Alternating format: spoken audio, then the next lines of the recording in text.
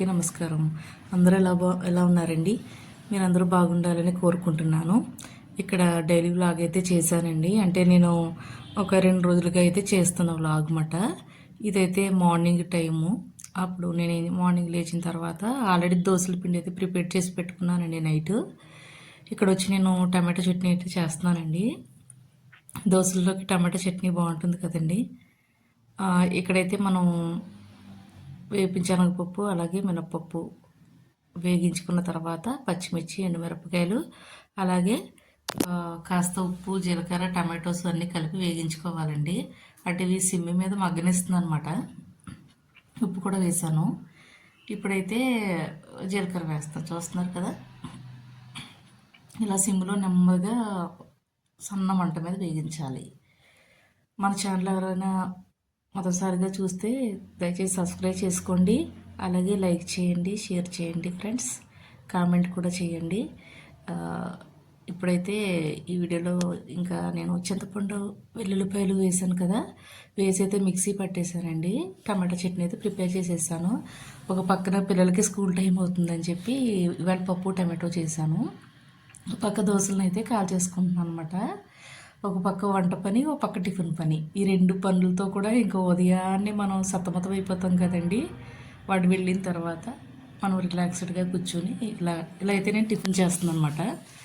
టమాటా చట్నీ అయితే చాలా బాగుందండి. అలానే సమ్మర్ అయితే స్టార్ట్ అయింది కదండి. అందుకని చెప్పేసి నేను కొంచెం తక్కువ బడ్జెట్లోనే అయితే నేను డ్రెస్సులు అవి తీసుకున్నానండి. అవి మీకు చూపిస్తున్నాను. ఇదైతే ప్యూర్ కాటన్ అండి. పైన అయితే ఇలాగ బార్డర్ వర్క్లా ఇచ్చారన్నమాట, చిన్న చిన్న చమ్కీస్తో అలాగే థ్రెడ్తో అన్నమాట.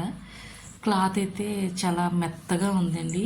సమ్మర్లో ఇలాంటి కాటన్ యూజ్ చేయడం వల్ల మనకి కంఫర్ట్గా ఉంటుందన్నమాట. అందుకని చెప్పేసి ఇదిగోండి, ఇదైతే మామూలుగా అయితే 999 అన్నారు, కానీ నేను ఆఫ్ రేట్లోనే తీసుకున్నాను అనమాట. నాకు ఆఫ్ రేట్లోనే వచ్చిందండి ఈ డ్రెస్సు. అలాగే దీనికి చున్నీ కూడా ఇలా ఇచ్చారు. ఇది కూడా చాలా మెత్తగా ఉందండి, బాగుంది అని చెప్పేసి ఇంకా ఈ డ్రెస్ మెటీరియల్ అయితే తీసుకున్నాను అనమాట. అంటే చాలా కలర్స్ ఉన్నాయి. సమ్మర్ వచ్చేటప్పటికి ఏంటంటే కొంచెం లైట్ కలర్స్ వేసుకుంటే బాగుంటుంది అనే ఆలోచనతో ఇది ఒకటి తీసుకున్నాను. నెక్స్ట్ ఇది ఒక డ్రెస్ మెటీరియల్ అండి. ఇది కూడా సేమ్ కాటనే, కాకపోతే కొంచెం ఇది కూడా మెత్తగా ఉంది. కలర్ చేంజింగ్ అనమాట. అంటే ఇది కూడా ఎల్లో కలర్ కదా, లెమన్ కలర్ టైప్లో వచ్చింది అనమాట. అంటే వీడియోలో కొంచెం డార్క్గా కనిపిస్తుంది, కానీ మామూలుగా అయితే లైట్ కలర్లోనే ఉంది. ఇది కూడా చాలా బాగా నచ్చింది నాకు. మెయిన్ చున్నీ బాగుందని చెప్పి తీసుకున్నాను అనమాట ఈ డ్రెస్ని. లైట్ కలర్సే కదా ఎక్కువ సమ్మర్లో యూజ్ చేయాలి. ఇది కూడా ఆపరేటే పడిందండి నాకు. దీన్ని ఒక దాన్ని తీసుకున్నాను.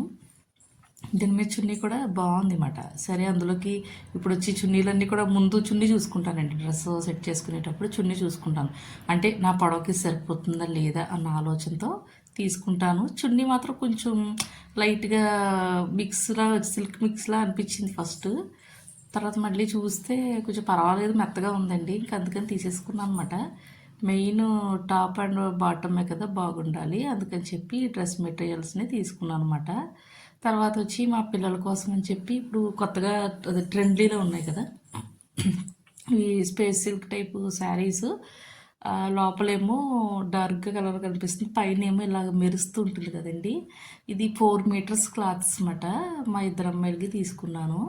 అంటే 4 మీటరే వచ్చింది, 150 రూపీస్ చెప్పారు.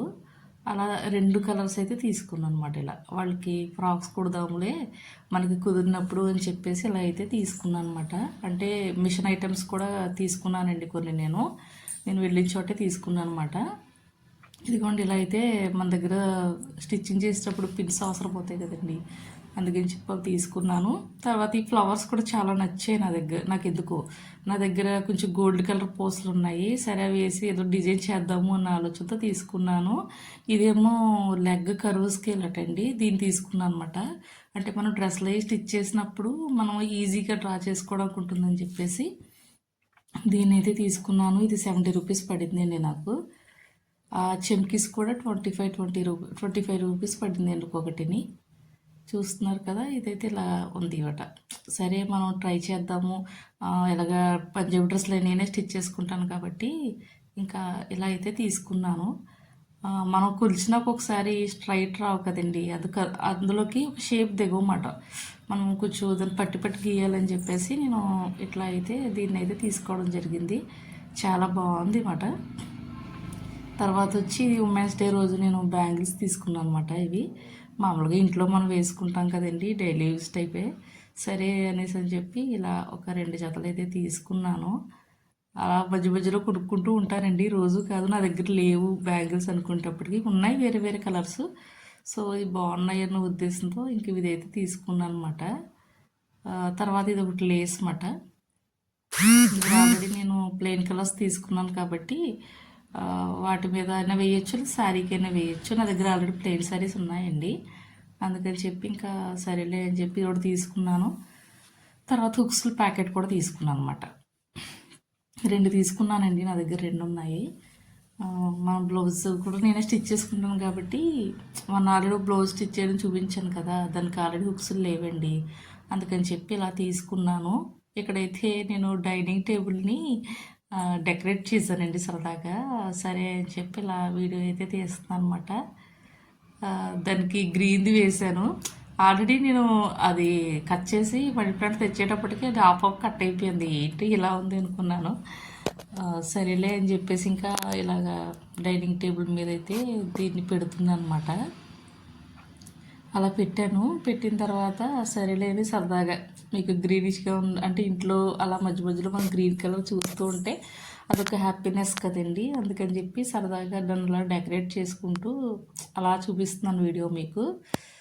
అంటే ఎలా అయినా పచ్చదనం ఉంటే అదొక హ్యాపీ కదండి, గ్రీన్గా ఉండాలనుకుంటాం కదా. నేను ఇక్కడ మా డైనింగ్ టేబుల్ ఉంటే దాని మీద దీన్ని అరేంజ్మెంట్ చేశాను. ఇక్కడ టేబుల్ మీద వేసిన క్లాత్ కూడా శారీ ఉంటే దాన్ని కట్ చేసి సరదాగా అలా టేబుల్ క్లాత్లో కుట్టానండి దీన్ని. ఎందుకో అలా చూపించాలనిపించింది. ఇది కూడా కాటన్ అన్నమాట, మనం ఎప్పటికప్పుడు యూజ్ చేసుకోవచ్చు, డైలీ యూజ్. తర్వాత మిక్సీ గిన్నెలు కూడా ఏం చేస్తానంటే నేను శుభ్రంగా కడిగేసి వీటిని ఎండలో అయితే ఆరబెడతానండి. ఆరబెట్టి అలా ఉంచుకోవడం అంటే ఎక్కువ మనం చాలామంది బద్దకించేసి గిన్నెలు అవి తోమేసిన తర్వాత సరిగ్గా ఆరబెట్టమండి. మనం ఎండలో ఖచ్చితంగా ఆరబెట్టుకోవాలి. అలా ఆరబెట్టడం వల్ల ఏంటంటే అందులో ఉన్న క్రిములు అవి నశించిపోతాయి ఆ ఎండకి. కాబట్టి ప్రతి ఒక్కరూ మనం హెల్తీగా ఉండాలి, మనం మంచి ఫుడ్ తీసుకోవాలనేటప్పుడు మాత్రం ఖచ్చితంగా ఇలా కొంచెమైనా ఎండ షేడ్లో ఎండబెట్టామనుకోండి, మనం ఆరోగ్యంగా ఉంటాము, మనతో పాటు మన ఫ్యామిలీ కూడా ఆరోగ్యంగా ఉన్నట్టేనండి. అందుకనే చెప్తాను. నచ్చితే లైక్ చేయండి ఫ్రెండ్స్. Bye bye friends.